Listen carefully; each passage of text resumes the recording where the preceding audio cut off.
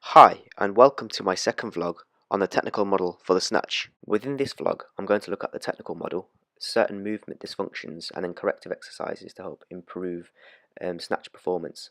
In this video, we can see Liu Xiao'en performing a perfect technical model for the Snatch. In this next video, I will highlight the 5 key phases that are necessary to perform the Snatch with optimal technique. From the beginning, the athlete moves from the floor to the first pull, and then into the power position or the transition phase, and then quickly into the second pull, and then into the catch or the receive position, and then after moves into the recovery position. Now I will discuss my own movement dysfunctions and asymmetries when performing the Snatch. So from this bottom position you can see that I can't attain parallel hips, so I can't reach 90 degrees hip flexion. And then on the way up you can see that the bar path is uneven, and as I land into the squat position there's a slight hip rotation, so this could be due to poor stability at the hip and some dysfunction at the spine, which is causing the rotation, and the instability is supported by this jolt backwards that I perform. In this second attempt, I start the pull from a more parallel position. The bar path has improved, however, when I reach the power position moving into triple extension, it is visible that the bar is too far away from the body. As I land into the catch position, my body jolts forward. This supports the notion of the poor bar path. Now we can see the dysfunctional pathology a bit more clearer. So as I move into the power position, there's a rotation at the hips which could be coupled at the spine also. So there's internal rotation at the left leg which initiates a poor movement. There's also high levels of internal rotation at the shoulders which causes this asymmetry of the bar. So in this image I've highlighted the key areas.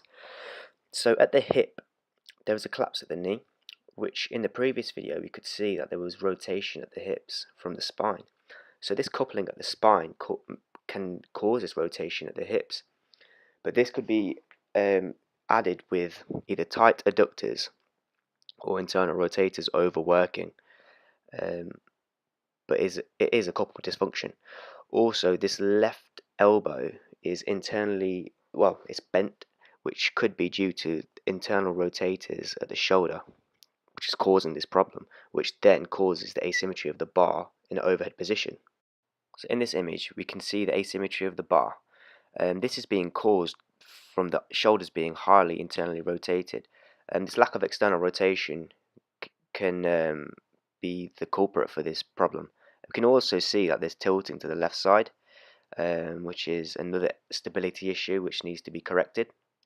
In this next image and video you can see the lack of instability of the hips and the shoulders, and also this tilt on the way down.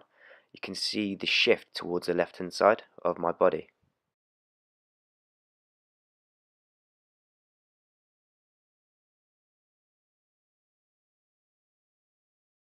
So to improve my movement from the floor up, I've been working on a 3-point snatch, so starting from the floor, from below the knee to above the knee, into the power position, and then into a second pull.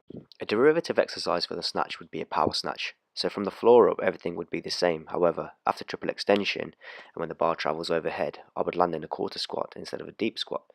This will help ensure I gain stability in a safer position. So then the progression for this would be to hold isometric tension in different stages during a descent into a full squat. So this will help incorporate stability within this certain movement pattern. To help improve optimal joint alignment, there needs to be a focus on soft tissue or myofascial release at key areas, such as the shoulders and at the hips. A big issue is the lateral tilt of the spine with incorporated rotation at the pelvis, so a focus may be to acquire the treatment of hip mobilization techniques, which can be provided by a manual therapist. This may alter the response from the lumbar spine. But then it is important to use corrective exercise to incorporate this new range of movement within the desired motor pattern sequence, such as the overhead squat. Corrective exercises may also be incorporated to improve shoulder mobility, so hopefully to increase external rotation, strengthening the dynamic stabilizers of the scapula and the GH joint, may also be used to improve the stability demands in the overhead position, which I was struggling with.